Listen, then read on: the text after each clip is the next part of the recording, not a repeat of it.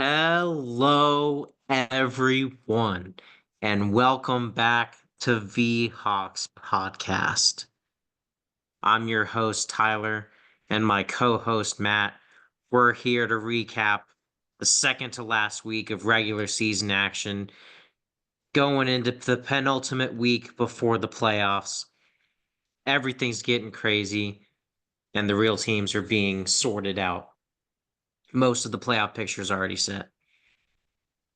Shit And ton of Caleb blowouts this Williams needs to week. be sacked 9 more times to be the most sacked quarterback in history.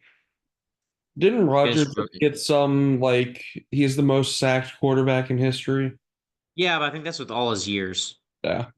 I think, but yeah, if I think Caleb Williams for the most sacked rookie QB or most sacks taken in a year, I think it's I think rookie. it's most sacks in a year because I think number one is David Carr, but that Yeah, could but I don't know if also that be was his rookie rookies. year or not.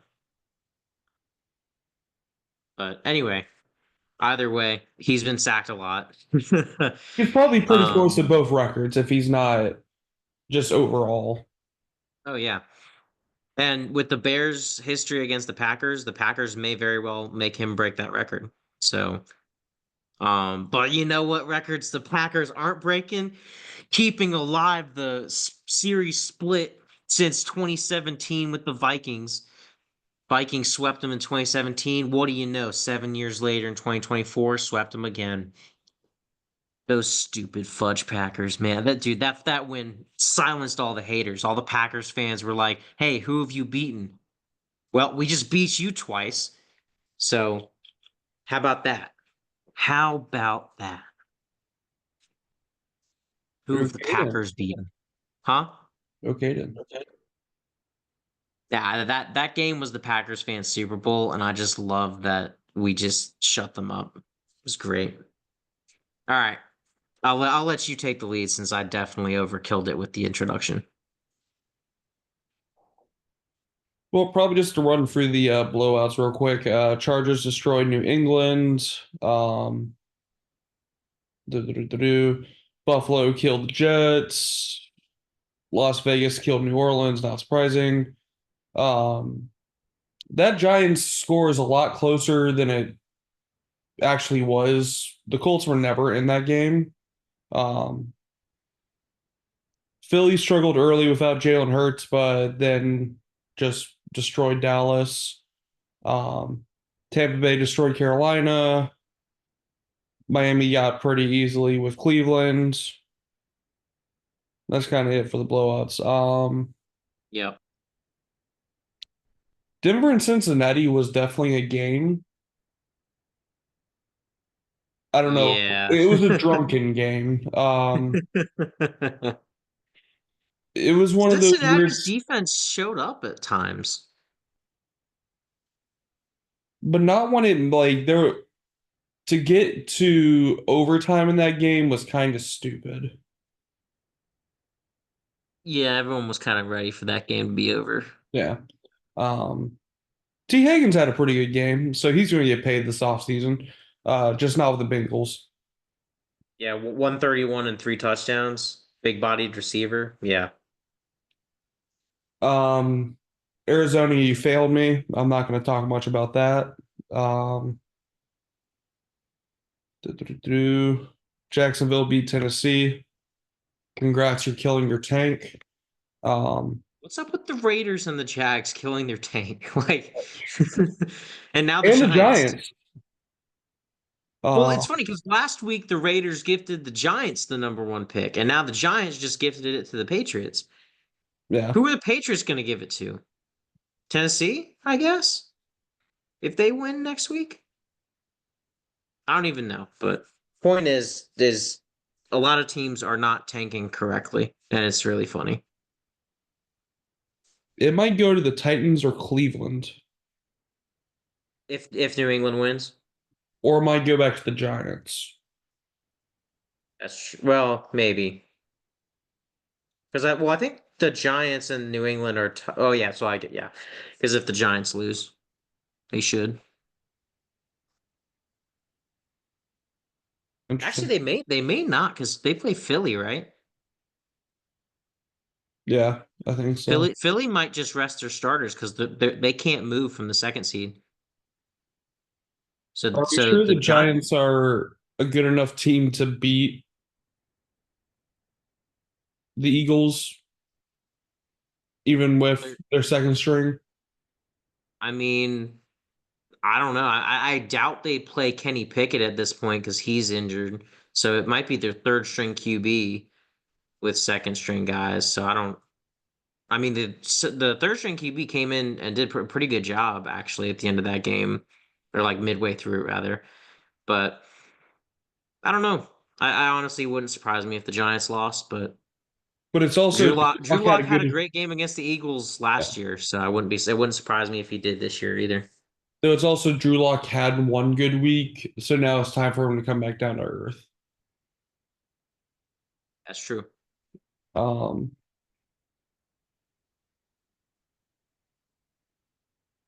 Washington beat Atlanta. Atlanta, you effed up with your timeouts. Washington secured their playoff berth. Atlanta still has to catch Tampa Bay. They clinch if they win and Tampa Bay loses. Tampa Bay clinches with a win or Atlanta loss. So And then Detroit beat San Francisco. That game really had no matter. It was just for bragging rights for the NFC Championship game. yeah, revenge. Exactly. But yeah, if I was the coach, I would have rested for the week 18 match against the Vikings, but hey, he wanted to keep it pedal to the metal, take no names, um, or take all the names, whatever it is. So we'll see. Week 18 decides the 1 seed and the 5 seed, which is all that's left in the NFC besides South that I just mentioned earlier, and whether the Packers or the Commanders will be the 6 or 7 seed. AFC wise, it's just that 7 seed that's up for grabs, and who's going And to win the the AFC North. yeah, um, a lot of people are pretty much set where they are. Other than like what, 4 games, there's not really much to fight for except for the draft. Pretty much, yeah. I mean, it's great that the Minnesota Detroit game got flexed to Sunday night because that's the most important game this upcoming week, and I'm not trying to be biased. Um, but it's for the 1 seed. So I mean, Well, Kansas when City already you're has it only locked up. competing with 3 other games where I think all those games are against either already out of the playoffs or potentially out of the playoff teams, like Steelers versus Bengals. The Bengals might be out at that point, depending on what time they play. Um, and depending on the Ravens, the Steelers might not even be fighting for anything. And the Ravens are playing the Browns, which aren't in. Um, you have Tampa Bay playing, who was it? The Panthers? Yeah, so they'll play the Saints, and the Falcons will play the good Panthers. So Oh, sorry, had those mixed. But no, I those mean two they did teams, play Carolina. That's what you're seeing. So oh yeah, that's fair. And then those other two, the Saints and Panthers, are out of the playoffs. So you're pretty much the only game with two playoff teams that are actually fighting for seeding. yeah, that's true. The NFL didn't really have much of a choice on this one. And it's going to make this week boring because there's going to be a lot of teams just resting their players, or like you have CD Lamb out now for the year. I think that was last week, but you're Yeah, going to have a lot of players that if they're banged up, shut down for the year. Um, Probably a lot of rookies coming in, probably a lot of second, third string players coming in. There's not much to fight for, and there's not a lot teams can do to try to hurt other teams with their seedings. Like we've seen some years where teams have been pulled out of the playoffs by teams that aren't in the playoffs. right. You're not going to have that much this year. And this can lead to interesting football, which I'm sure we'll get to in predictions because teams that don't have anything to play for, you could see some good second string versus second string matchups. Um, so I mean, it'll be interesting. But as far as this week goes, there were a lot of clinching scenarios and a lot of things setting up. Seattle won, but unfortunately, due to the Cardinals losing, and the Falcons losing, it wasn't enough to keep them alive for week 18. Um, Sorry about that, buddy. But what a masterful defensive performance in that game. I cannot be mad at our defensive performance, especially against those weapons.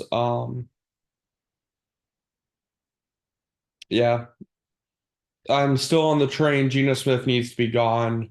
Um, really taking a look at our offense. Probably just cut the whole damn offensive line, start anew. Um, which they started to look. The offensive line has started to look better once they got healthy and then finally got a few games under them their feet. Because for half the season, we did not have our original starting five that we came into the year with. Right. And then it took time from there to build it. Now, if we're going to say, okay, we get them healthy over the offseason and then next year we hit the ground running, that could be potentially a good way to look at it. Right now, I'm still a little iffy just because even with this game, Gino was running for his life, which he can't because he's banged up. In that it's now 2 years in a row, Geno Smith has been banged up to hell. It's time to move on from Geno Smith. I don't know what they need to do. I don't know who they need to bring in. It's time for Geno Smith to move on. Can the Falcons interest you in a slightly used Kirk Cousins? No.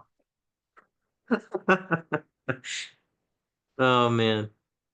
Um, I don't know, man. The options this year look pretty slim, but maybe you can pull 49ers out of your butt and get a late round quarterback to suddenly do real very well on your system. I think you're going to have It's a one or two possibility. of these quarterbacks falling.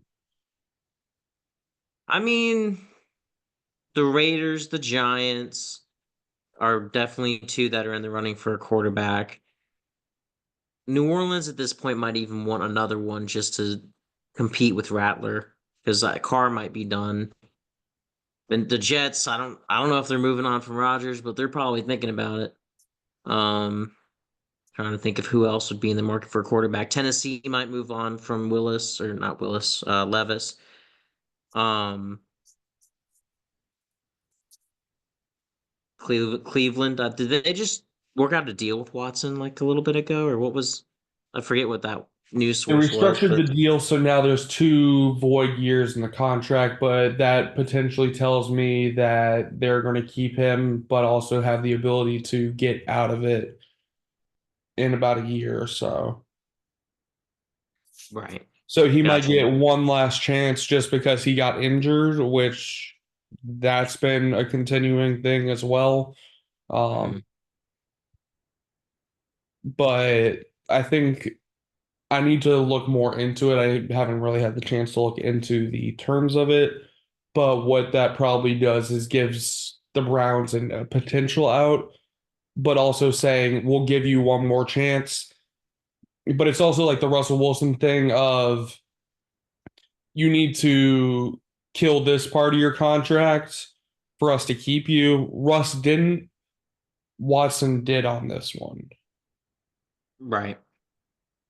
Anyway, I could easily see three quarterbacks, or three teams ahead of you that could need that will decide to go quarterback. But then again, maybe we just hope that they for some reason pull what the Falcons usually do in the draft and draft something they don't need. So, um, we'll see how that all shakes up. Potentially But one of them could go for Shadur if not Shadur, Travis Hunter. yeah, and GD will probably get drafted high as well, despite him being a running back. Because you could have a team saying they don't need a quarterback yet, or this isn't the draft. Yeah. There's about 5 quarterbacks that they're looking at as being potentially good. Oh yeah, Potentially. then you'll definitely get one of those. Yeah. So okay, there's hope. There you go. But yeah, other than that, I guess we'll wrap it up with the Minnesota game. Going into, I think it was the fourth quarter, Before the beginning of the fourth quarter, we held Jordan Love to 64 yards. Just let that sink in for a second. Like, oh my god, the defense was just phenomenal, and we really set the tone. Jerry Tillery seldom talked about defensive tackle for us, punching that ball out, and Josh Jacobs when they were moving the ball pretty well on the ground game. We got him out of it quick. Um, and that's honestly what this Minnesota defense has been doing to a lot of teams. We shut down the run early, make we our offense jumps out to a lead early, and we make them have to pass the ball. And yes, that also makes it so they pass it like 50 times, which Jordan Love passed like 54 times in our week 4 meeting, I think it was. But and yeah, we give up the fourth most pass yards, I think, in the team, but look at our run defense. We don't give up a lot of rush yards. We want you to have to beat us in the pass game if you're going to beat us. You have to compete with our offense. You've got to stay on track. They almost came back because we played prevent defense and coasted a little bit on offense. The field goal was big that Reichard missed. But in the end, Sam Darnold came up clutch with that Cam Akers touchdown, or not touchdown, the first down catch that was amazing that he grabbed because it was so low to the ground. But Darnold's been making the plays, and most teams, when you need to burn out the clock like that, they're just going to run the ball. We had one rush with Akers, and the rest of it was passing with Darnold to get 2 first downs that we needed.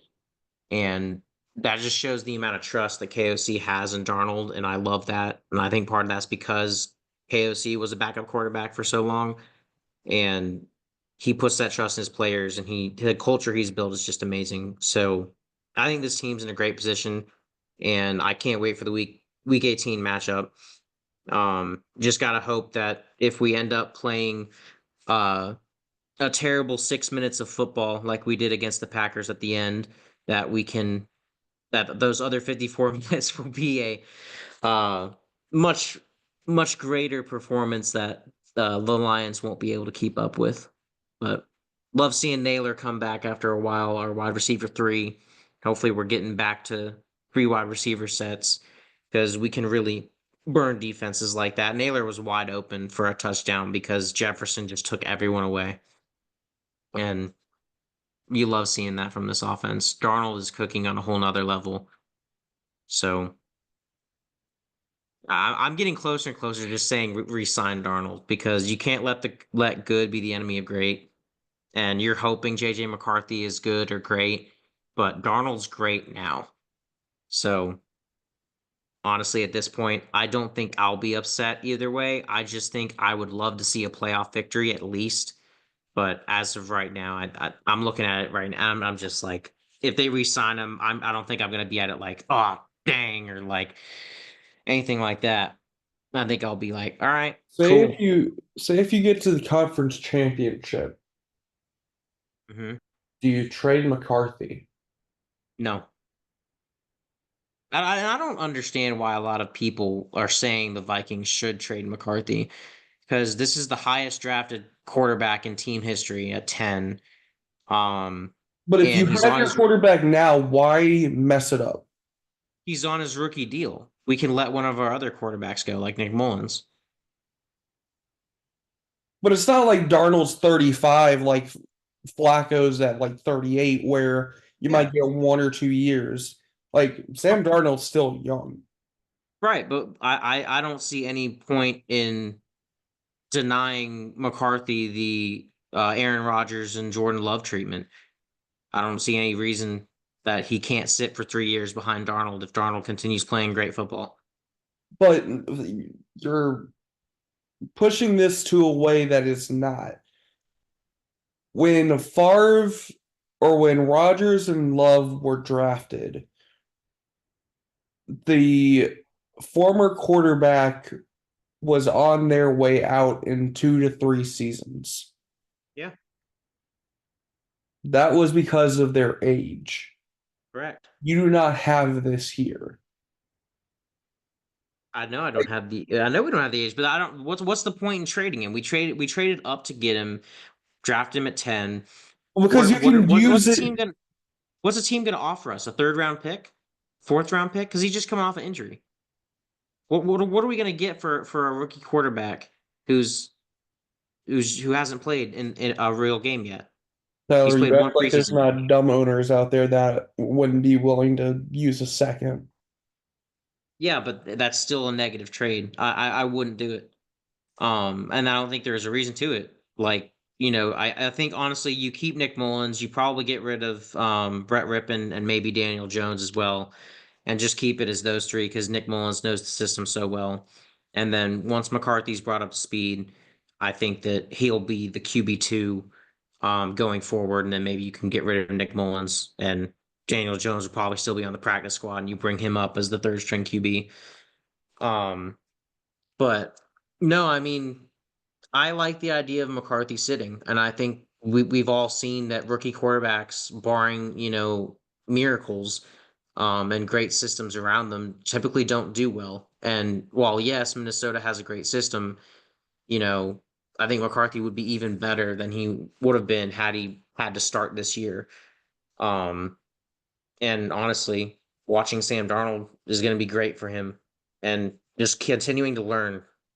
KOC is a QB whisperer. Darnold's going to improve. JJ McCarthy's going to improve by the time it's ready for the McCarthy era. If we even get there, if Sam Darnold wins us a championship or wins us a Super Bowl, he's getting a long term deal, and McCarthy's just going to be sitting there. But there's no reason to trade him. No reason whatsoever. He's on a rookie deal. We just drafted him last year. Now, if we're having the same conversation in 2 years after Darnold's won us a Super Bowl or has gotten us to a championship game or whatever the case may be, like we revisit this in 2 or 3 years. But for now, it's deciding what to do with Darnold, how the playoffs go, um, and seeing about that. But I think there is a 0% chance that JJ McCarthy is traded unless some team is like, hey, we'll give you the number one pick for JJ McCarthy. In that case, I think the Vikings listen, but still. That's a little cocky, but okay. No, I mean it's not though. Like we have a rookie core. This is the greatest situation you could have hoped for. Because at the beginning of the season, before McCarthy got hurt, you were like, okay, best case scenario is that we have that Sam Darnold plays great football, and you're starting to consider like, okay, do we go ahead and put McCarthy in, or do we ride the hot hand? And then McCarthy gets injured, so you're like, okay, Sam Darnold, let's see what you have because we have no choice, and he's playing great ball. So either way, we feel that we'll have a good QB situation because we drafted McCarthy to be the QB of the future for a reason. So a QB controversy, so to speak, is there, but it's the good kind of controversy where it's like the rookie can continue to sit there and develop. And I think that, Favre and Rodgers also played for other teams after the Packers. And I know that, yeah, it was age and they're going out. And the Packers are kind of like, all right, we're going to move on from you. But still, I mean, we've seen how good that's worked though, is for with the QBs sitting multiple years. I'd like to try that with McCarthy if Darnold keeps playing great football. And also, if Darnold goes down next year, I'd much rather have McCarthy stepping in than Nick Mullins or Daniel Jones or Brett Rippon. So again, like I think at the minimum you revisit this in 2 or 3 years. Okay.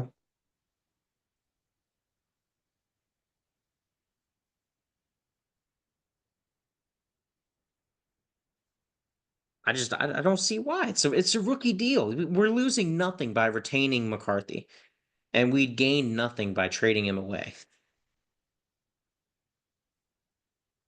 Now, okay. Hypothetical, just work with me here. Final year of the contract, say they somehow both line up with uh, Sam Darnold's extension if you do it.